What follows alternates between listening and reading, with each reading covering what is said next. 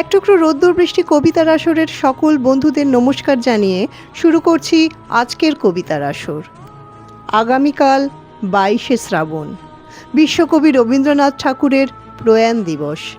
তাঁকে স্মরণ করে আজ আপনাদের শোনাতে চলেছি তাঁর রচিত কবিতা সবুজের অভিযান। এই কবিতাটি রচিত হয়েছিল 1914 সালে।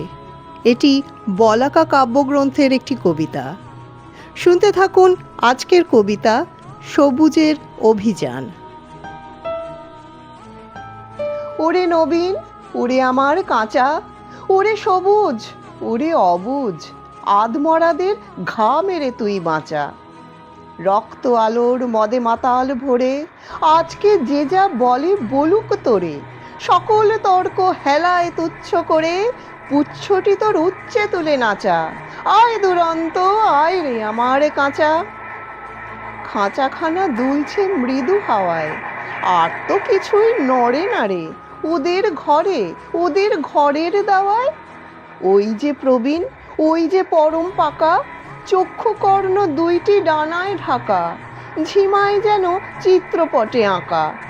অন্ধকারে বন্ধ করা খাঁচায় আয় জীবন্ত, আয় রে আমার কাঁচা। বাহির পানে তাকায় না যে কেউ, দেখে না যে বান ডেকেছে, জোয়ার ঝলে উঠছে প্রবল ঢেউ। চলতে ওরা চায় না, মাটির ছেলে মাটির পরে চরণ ফেলে ফেলে। আছে অচল আসন খানা মেলে, যে যার আপন উচ্চ বাঁশের মাচায়। আয় অশান্ত, আয় রে আমার কাঁচা। তোরে হেথায় করবে সবাই মানা, হঠাৎ আলো দেখবে যখন ভাববে এ কি বিষম কাণ্ডখানা। সংঘাতে তোর উঠবে ওরা রেগে, শয়ন ছেড়ে আসবে ছুটে বেগে। সেই সুযোগে ঘুমের থেকে জেগে লাগবে লড়াই মিথ্যা এবং সাঁচায়। আয় প্রচণ্ড, আয় রে আমার কাঁচা। শিকল দেবীর ওই যে পূজা বেদি, চিরকাল কি রইবে খাড়া? পাগলামি, তুই আয় রে দুয়ার ভেদি।